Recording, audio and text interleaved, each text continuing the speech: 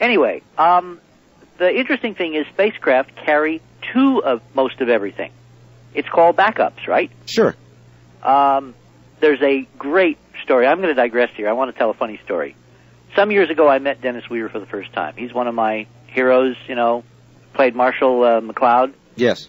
Remember the scene where he's, the theory was that Marshall McLeod was brought in from Taos, New Mexico to New York City, and he was like a fish out of water, and the whole plot line's always revolved around the Marshal gets into trouble, gets out of trouble, and the New York Police Department is furious at him. I've seen it. One of the shows opened up with a line right out of NASA. He's shown at the Bronx Zoo, famous zoo up here in New York, standing in front of a beaver cage.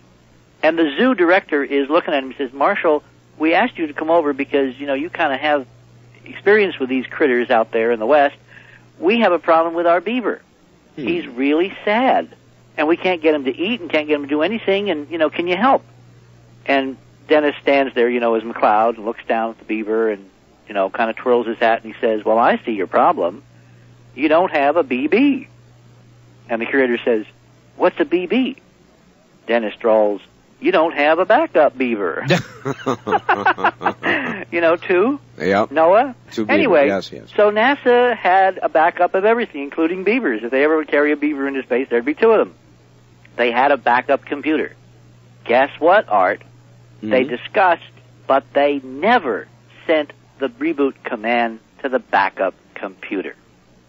We have the paperwork.